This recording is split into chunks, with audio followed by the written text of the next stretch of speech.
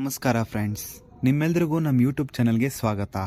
China Brahmaputra river ಮೇಲೆ ವಿಶ್ವದ ಅತಿ ದೊಡ್ಡ ಡ್ಯಾಮ್ ಕಟ್ಟಲು ನಿರ್ಧಾರ ಮಾಡಿದೆ ಮತ್ತು ಈ ಮೆಗಾ ಪ್ರಾಜೆಕ್ಟ್ಗೆ ಬರೋಬ್ಬರಿ $137 ಬಿಲಿಯನ್ ಖರ್ಚಾಗುತ್ತೆ. ಈ ಬ್ರಹ್ಮಪುತ್ರ ನದಿ 3 ದೇಶಗಳಲ್ಲಿ ಹರಿಯುತ್ತೆ. ಬ್ರಹ್ಮಪುತ್ರ ನದಿಯ ಉಗಮ ಸ್ಥಾನ ಬಂದು ಹಿಮಾಲಯದ ಕೈಲಾಶ್ ರೇಂಜಸ್. ಈ ಕೈಲಾಶ್ ರೇಂಜಸ್ ಬಂದು ಟಿಬೆಟ್ನಲ್ಲಿರೋದ್ರಿಂದ ಟಿಬೆಟ್ನಲ್ಲಿ ಆ ನದಿನ ಯರ್ಲುಂಗ್ ಝ್ಯಾಂಗ್ಬೋ ಅಂತ ಕರೀತಾರೆ.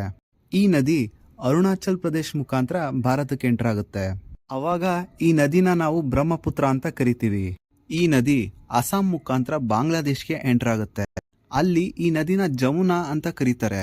ಹಾಗೆ ಮುಂದೆ ಈ ನದಿ ಗಂಗಾ ನದಿ ಜೊತೆ ಕೂಡಿ ಮೇಘನಾ ನದಿಯಾಗಿ ಹರಿದು ಸಮುದ್ರಕ್ಕೆ ಸೇರುತ್ತೆ.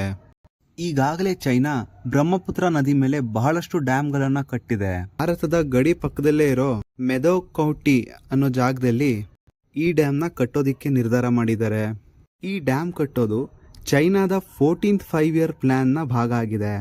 ಈ ಡ್ಯಾಮ್ ಕಟ್ಟೋ ಮುಖ್ಯ ಉದ್ದೇಶ ಬಂದು ಹೈಡ್ರೋ ಪವರ್ ಮುಖಾಂತರ ಎಲೆಕ್ಟ್ರಿಸಿಟಿ ಪ್ರೊಡ್ಯೂಸ್ ಮಾಡೋದು. ಆದರೆ ಚೈನಾದ ಈ ನಿರ್ಧಾರ ಭಾರತಕ್ಕೆ ಇಷ್ಟ ಆಗ್ತಿಲ್ಲ. ಯಾಕಂದ್ರೆ ಇದರಿಂದ ಮುಂದೆ ಭಾರತಕ್ಕೆ ತುಂಬಾ ಸಮಸ್ಯೆ ಆಗ್ಬೋದು. ಈ ಡ್ಯಾಮ್ ಕಟ್ಟೋದ್ರಿಂದ ಬೇಸಿಗೆಗಾಲದಲ್ಲಿ ನಾರ್ತ್ ಈಸ್ಟ್ ಸ್ಟೇಟ್ಸ್ಗೆ ನೀರಿನ ಸಮಸ್ಯೆ ಶುರು ಆಗ್ಬೋದು.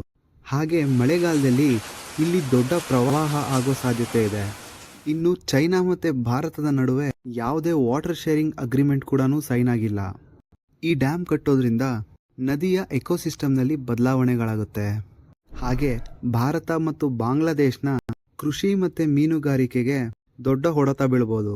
ಹಾಗೆ ಈ ಡ್ಯಾಮ್ ಕಟ್ಟೋದ್ರಿಂದ ಸುತ್ತಮುತ್ತ ಇರೋ ಜಾಗಗಳಲ್ಲಿ ಭೂಕಂಪ ಆಗೋ ಸಾಧ್ಯತೆ ಕೂಡ ಹೆಚ್ಚಾಗುತ್ತೆ.